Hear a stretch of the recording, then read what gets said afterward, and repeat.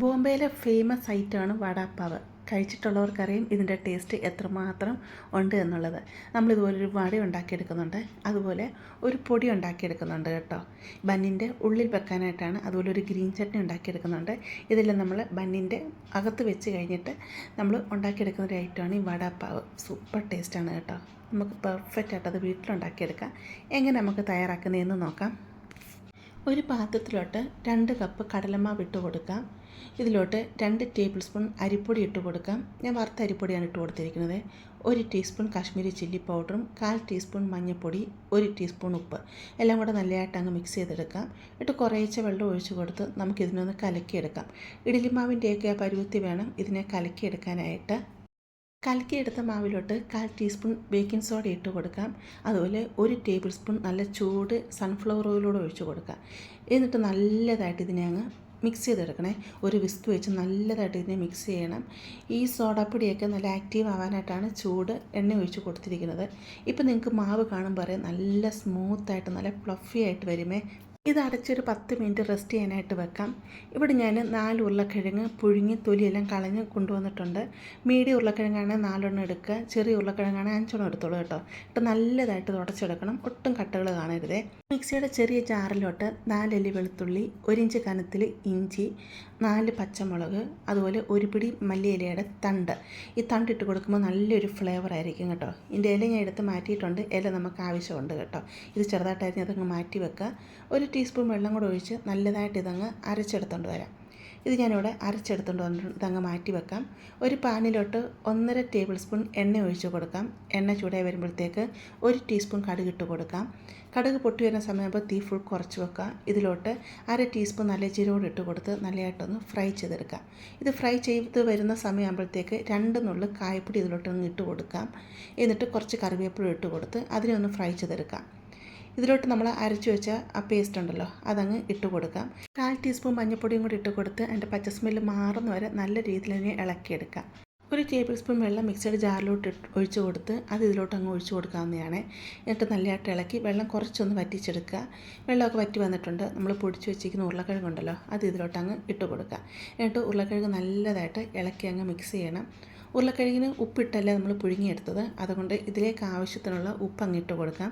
എന്നിട്ട് നല്ല രീതിയിൽ തന്നെ ഇതിനെ ഇളക്കി അങ്ങ് മിക്സ് ചെയ്യാം.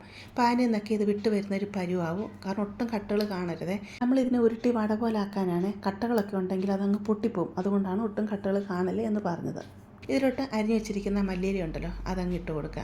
എന്നിട്ട് നല്ലതായിട്ട് ഇളക്കി അങ്ങ് മിക്സ് ചെയ്യാം. നല്ലതായിട്ട് ഇളക്കി മിക്സ് ചെയ്ത് പാനിൽ നിന്നൊക്കെ വിട്ട് വരുന്നൊരു പരുവാകുമ്പോൾ തീ അങ്ങ് ഓഫ് ചെയ്യാവുന്നതാണ്. തീ ഓഫ് ചെയ്ത് കഴിഞ്ഞ് ശകല മല്ലിയിലയും കൂടെ ഇതിൻ്റെ മുകളിലോട്ടൊന്ന് ഇട്ട് കൊടുക്കാം. മല്ലിയിലേക്ക് ഇതിൻ്റെ നല്ലൊരു ഫ്ലേവർ കൊടുക്കുന്നത് കേട്ടോ. മല്ലിയിലും കൂടെ ഇട്ട് കൊടുത്തിട്ട് നമുക്ക് നല്ലതായിട്ട് ഇളക്കി മിക്സ് ചെയ്ത് തണുക്കാനായിട്ടങ്ങ് മാറ്റി വെക്കാം. കടലമാവ് കലക്കി വെച്ചില്ലേ, അതൊരു 10 മിനിറ്റ് കഴിഞ്ഞിട്ടുണ്ട്. കുറച്ചും കൂടെ നല്ല രീതിയിൽ ഇത് സോഫ്റ്റായിട്ട് വന്നിട്ടുണ്ട്. കൈ നല്ലതായിട്ട് കഴുകുക. കഴുകി കഴിഞ്ഞിട്ട് നമ്മുടെ ഈ വിരലുകൾ ഒന്ന് അകത്തി എടുത്തിട്ട് ഈ മാവിലോട്ട് അങ്ങ് മുക്കി കൊടുക്കണം. മുക്കി കൊടുത്തിട്ട് നമ്മൾ കൈ ഇങ്ങനെ പൊക്കുന്ന സമയത്ത് ഇങ്ങനെ ഇറ്റിറ്റിറ്റ് വീഴത്തില്ലേ, ഈ ഒരു പരുവത്തിൽ വേണം നമ്മൾ മാവ് എണ്ണയിലോട്ട് ഒഴിച്ച് കൊടുക്കാനായിട്ട്. എണ്ണ ഞാൻ കുറച്ച് ചൂടാവാനിട്ട് വെച്ചിട്ടുണ്ട്. എണ്ണ നന്നായി ചൂടായി കഴിയുമ്പോൾ മാവ് മുക്കിയ കൈ ഇങ്ങനെ എണ്ണയുടെ മുകളിൽ പിടിച്ച് കൊടുക്കുക. അപ്പോൾ നല്ല ബൂന്തി പോലെ മണിമണി പോലെ എണ്ണയിലോട്ട് ഈ മാവ് വീഴും. അപ്പോൾ നല്ലതായിട്ട് നമുക്ക് ബൂന്തി ഉണ്ടാക്കിയെടുക്കാൻ പറ്റുമേ. ഇത് 2-3 ട്രിപ്പായിട്ട് നമുക്കിതിന് ചെയ്തെടുക്കാവുന്നതാണ് കേട്ടോ. പാത്രത്തിൻ്റെ വലിപ്പം അനുസരിച്ച് നിങ്ങൾക്കിത് ചെയ്തെടുക്കാവുന്നതാണ്.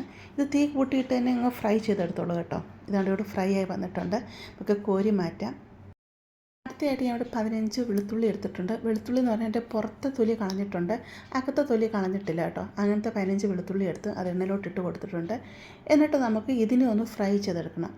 ഇത് നല്ലതായിട്ടൊന്ന് ഫ്രൈ ആയി വരുന്ന സമയത്ത് ഇത് നമുക്കങ്ങ് കോരി അങ്ങ് മാറ്റാം. അതുപോലെ ഞാനിവിടെ 2 ടേബിൾ സ്പൂൺ പച്ചക്കപ്പലണ്ടി എടുത്തിട്ടുണ്ട്. പച്ചക്കപ്പലണ്ടി എണ്ണയിലോട്ട് ഇട്ട് കൊടുത്ത് അത് നമുക്ക് ഫ്രൈ ചെയ്തെടുക്കണം. കപ്പലണ്ടി പെട്ടെന്ന് കരിഞ്ഞു പോകും, അതുകൊണ്ട് തീ കുറച്ച് വെച്ചിട്ട് വേണം ഇത് ഫ്രൈ ചെയ്തെടുക്കാനായിട്ട്. ഇത് ഫ്രൈ ആയി വരുമ്പം ഇതങ്ങ് കോരി മാറ്റാം. നമ്മൾ ഉരുളക്കിഴങ്ങെല്ലാം മിക്സ് ചെയ്ത് വെച്ചിരുന്നല്ലോ, അത് നല്ലതായിട്ട് തണുത്ത് വന്നിട്ടുണ്ട്. അത് നമുക്ക് ബോൾസ് ആക്കി എടുക്കണം. നമ്മൾ പൂരിക്കൊക്കെ ബോൾസ് ആക്കി എടുക്കത്തില്ലേ, അതുപോലെ ചെറിയ ബോൾസ് ആക്കി വേണം എടുക്കാനായിട്ട്. കാരണം ഒത്തിരി വലുതാണെങ്കിൽ ഇത് നമ്മളിനി മാവി മുക്കി എടുക്കുമ്പോഴത്തെ ഒത്തിരി അങ്ങ് വീർത്ത് വരും കേട്ടോ. എന്നിട്ട് കയ്യിലോട്ടൊന്ന് ഷേപ്പ് ചെയ്തെടുക്കുക. വടയുടെയൊക്കെ പരുവത്തിൽ ഷേപ്പ് ചെയ്തെടുക്കുക. എന്നിട്ട് ഈ മാവിലോട്ട് ഇത് മുക്കി കൊടുക്കുക. മാവ് ഇഡ്ഡലി മാവിൻ്റെയൊക്കെ അത്രയും കട്ടിയായിരിക്കണേ. ഒത്തിരി ലൂസായി പോയി കഴിഞ്ഞാൽ ഈ കോട്ടിങ് ഇത് നിൽക്കത്തില്ല കേട്ടോ. എന്നിട്ട് തിളച്ച എണ്ണയിലോട്ട് ഇതങ്ങ് ഇട്ട് കൊടുക്കുക. തീ കൂട്ടിയിട്ട് തന്നെ നമുക്കിതിനെ ഫ്രൈ ചെയ്തെടുക്കാം. കാരണം ഇതിൻ്റെ ഉള്ളിലൊന്നും വേകാനായിട്ടില്ലല്ലോ. തിരിച്ച് മറിച്ച് നമുക്ക് ഫ്രൈ ചെയ്തെടുക്കാം. ഒരു ഗോൾഡൻ കളർ ആകുമ്പോൾ നമുക്കിത് കോരി മാറ്റാവുന്നതാണ് കേട്ടോ. നിങ്ങൾ ഏത് ടൈപ്പ് ബജ്ജി ഉണ്ടാക്കിയാലും ഈ കാണിച്ച രീതിയിൽ നിങ്ങൾ മാവ് ചെയ്തെടുക്കണം കേട്ടോ. ശകലം സോഡാപ്പൊടിയൊക്കെ ഇട്ട് ചൂട് എണ്ണയൊക്കെ ഒഴിച്ച് കൊടുത്ത് നല്ലതായിട്ട് ബീറ്റ് ചെയ്തെടുത്തോണ്ടല്ലോ നല്ല ടേസ്റ്റാണ് ഈ മാവിന് കേട്ടോ. നല്ല സോഫ്റ്റുമാണ് കേട്ടോ. ഇപ്പോൾ വടയെല്ലാം ഞാൻ ഇവിടെ റെഡിയാക്കി എടുത്തിട്ടുണ്ട്.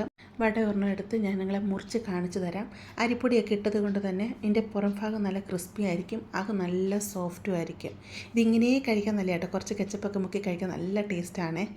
അടുത്തതായിട്ട് മിക്സിയുടെ ജാർ എടുക്കുക. നമ്മൾ വറുത്ത് വെച്ചിരിക്കുന്ന കപ്പലണ്ടിയും വെളുത്തുള്ളിയും ഉണ്ടല്ലോ, അത് മിക്സിയുടെ ജാറിലോട്ടങ്ങ് ഇട്ട് കൊടുക്കുക. ഞാൻ മാവ് മുക്കി വറുത്തെടുത്തില്ലയോ, അത് 1 കപ്പ് ഉണ്ടായിരുന്നു കേട്ടോ. അത് ഇതിലോട്ട് അങ്ങ് ഇട്ട് കൊടുക്കുക. നിങ്ങൾക്ക് ഇത് ഇത്രയും വേണ്ടാന്നുണ്ടെങ്കിൽ ഒരു പ്രാവശ്യം കയ്യിൽ മുക്കിയിട്ട് മാവ് ഉണ്ടാക്കിയെടുക്കുക. അതുപോലെ ഒരു 5 വെളുത്തുള്ളി ഫ്രൈ ചെയ്തെടുക്കുക. 1 ടേബിൾ സ്പൂണ് കപ്പലണ്ടി വറുത്തെടുക്കുക കേട്ടോ. 5 6 വടപ്പാവ് ഉണ്ടാക്കുന്നെങ്കിൽ ഞാൻ ഈ പറഞ്ഞ അളവ് മതി. ഇപ്പോൾ ഞാൻ ഉണ്ടാക്കിയെടുപ്പോൾ കുറച്ചധികം ഉണ്ടായിരുന്നു. ഇത് ഞാൻ ഫ്രിഡ്ജിൽ 10-15 ദിവസം നമുക്ക് കേടാവാതെ സൂക്ഷിക്കാൻ പറ്റുമേ. ഇപ്പോൾ ഇതെല്ലാം മിക്സഡ് ജാറിലോട്ട് ഞാൻ ഇട്ട് കൊടുത്തിട്ടുണ്ട്. ഇനി ഇതിലോട്ട് 4 table spoon Kashmiri chilli powder ഇട്ട് കൊടുക്കണം. Kashmiri chilli powder 4 table spoon എന്ന് പറഞ്ഞാൽ നിറച്ചും അങ്ങ് ഇട്ട് കൊടുക്കേണ്ട ആവശ്യമില്ല, അമുക്കി ഇട്ട് കൊടുക്കേണ്ട ആവശ്യമില്ല. ജസ്റ്റ് അതിൻ്റെ മുകളിൽ വരെ നിൽക്കത്തക്ക രീതിയിൽ ഇട്ട് കൊടുത്താൽ മതിയേ. ഇതിലോട്ട് ആവശ്യത്തിനുള്ള ഉപ്പും കൂടി ഇട്ട് കൊടുക്കാം. എന്നിട്ട് നമുക്ക് നല്ലതായിട്ട് ഇതൊന്ന് പൊടിച്ചെടുത്തുകൊണ്ട് വരാം. ഇത് ഞാൻ ഇവിടെ പൊടിച്ചെടുത്തിട്ടുണ്ട്. ഇപ്പോൾ വെളുത്തുള്ളിയുടെ തൊലിയാണ് ഈ ചെറിയ നാര് പോലെ കിടക്കുന്നത്. നിങ്ങൾക്ക് ഇങ്ങനെ നാര് പോലെ കിടക്കണമെന്നില്ല എന്നുണ്ടെങ്കിൽ വെളുത്തുള്ളിയുടെ തൊലി എടുത്ത് മാറ്റാവുന്നതാണ്. ഇതൊരു 15 ദിവസം നിങ്ങൾക്ക് ഫ്രിഡ്ജിൽ സ്റ്റോർ ചെയ്യാവുന്നതാണ്. അടുത്തയായിട്ട് മിക്സിയുടെ ജാറിലോട്ട് ഒരു പിടി മല്ലിയില ഇട്ട് കൊടുക്കുക. തണ്ടോടുകൂടി തന്നെ ഇട്ട് കൊടുത്തോളൂ കേട്ടോ. 4 വെളുത്തുള്ളിയും ചെറിയൊരു കഷ്ണം ഇഞ്ചിയും ഇതിലോട്ടങ്ങ് ഇട്ട് കൊടുക്കുക. 3 പച്ചമുളക് മുറിച്ചിട്ട് കൊടുക്കുക. അരമുറി നാരങ്ങ എടുത്തിട്ടുണ്ട്, അത് പിഴിഞ്ഞ് ഇതിലോട്ടങ്ങ് ഇട്ട് കൊടുക്കാം. എന്നിട്ട് ആവശ്യത്തിനുള്ള ഉപ്പിട്ട് കൊടുക്കാം.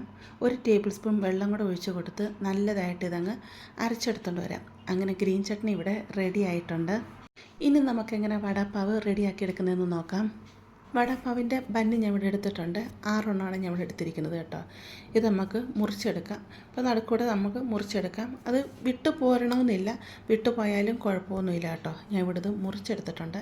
ഒരു സൈഡ് ഗ്രീൻ ചട്നി ഉണ്ടല്ലോ, അത് നമുക്കങ്ങ് തേച്ച് കൊടുക്കാം. എന്നിട്ട് കപ്പലണ്ടിയും വെളുത്തുള്ളിയൊക്കെ പൊടിച്ചെടുത്തില്ലേ, ആ പൊടി ഇതിലോട്ട് കുറച്ചങ്ങ് ഇട്ട് കൊടുക്കാം. എന്നിട്ട് നമ്മൾ ഉണ്ടാക്കിയെടുത്ത വട ഇതിൻ്റെ മുകളിലോട്ടങ്ങ് വെച്ച് കൊടുക്കാം. ഇതിൻ്റെ മുകളിലോട്ട് കുറച്ചും കൂടെ ആ ചട്നി വെച്ച് കൊടുക്കാം. എന്നിട്ട് നമുക്കിതിനെ അടച്ച് വെക്കാവുന്നതാണ് കേട്ടോ. ചിലരാണെങ്കിൽ പച്ചമുളക് എണ്ണ നല്ലതായിട്ട് ഫ്രൈ ചെയ്തിട്ട് ഇതിൻ്റെ മുകളിലോട്ട്, ഈ വടയുടെ മുകളിലോട്ട് വെച്ച് കൊടുക്കും. അങ്ങനെ കഴിക്കുന്നവരുണ്ട്. ഇവിടെ അത്രയും എരിവ് വേണ്ട, അതുകൊണ്ടാണ് ഞാൻ മുളക് വെച്ച് കൊടുക്കാത്തത്. എരിവ് വേണ്ടവർ മുളക് വറുത്തിട്ട് ഇതിൻ്റെ മുകളിൽ വെച്ച് കൊടുക്കാവുന്നതാണ് കേട്ടോ. ഇങ്ങനെ നമുക്ക് കഴിക്കാം. അല്ലെങ്കിൽ നമുക്ക് ഈ ബന്നൊന്ന് ടോസ്റ്റ് ചെയ്തിട്ട് നമ്മൾ കഴിക്കും. അതിന് വേണ്ടി ഒരു പാൻ അടുപ്പത്ത് വെച്ച് കൊടുത്തിട്ടുണ്ട്. ഇതിലോട്ട് കുറച്ച് ബട്ടർ ഇട്ട് കൊടുക്കുക. ഞാൻ നെയ്യാണ് ഇട്ട് കൊടുത്തിരിക്കുന്നത്.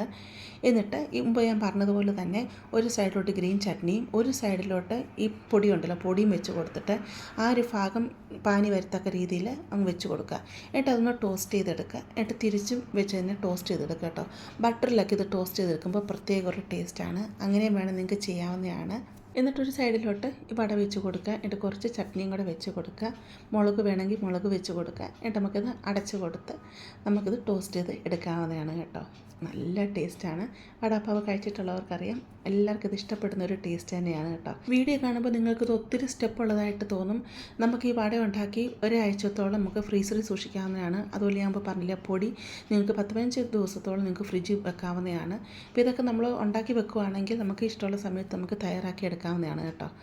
ഇത് നമ്മൾ ബട്ടറിൽ ടോസ്റ്റ് ചെയ്തെടുത്തത് ബന്നാണ് കേട്ടോ. ഭയങ്കര ടേസ്റ്റാണ് കേട്ടോ. അപ്പോൾ ഇത് തയ്യാറാക്കി നോക്കിയിട്ടില്ലാത്തവരും ഇത് ഇഷ്ടമുള്ളവരും തീർച്ചയായിട്ടും വീട്ടിൽ ഇത് ഉണ്ടാക്കി നോക്കുക. എന്നിട്ട് നിങ്ങൾക്ക് ഇഷ്ടപ്പെടുവാണെങ്കിൽ ചാനലൊന്ന് സബ്സ്ക്രൈബ് ചെയ്ത് സപ്പോർട്ട് ചെയ്യുക, ലൈക്ക് ചെയ്യുക, നിങ്ങളുടെ ഫാമിലിയോട്ടും ഫ്രണ്ട്സിലോട്ടൊക്കെ ഒന്ന് ഷെയർ ചെയ്ത് കൊടുക്കുക. നമുക്കിനി ഒരു പുതിയ വീഡിയോ ആയിട്ട് അടുത്ത ദിവസം കാണാം.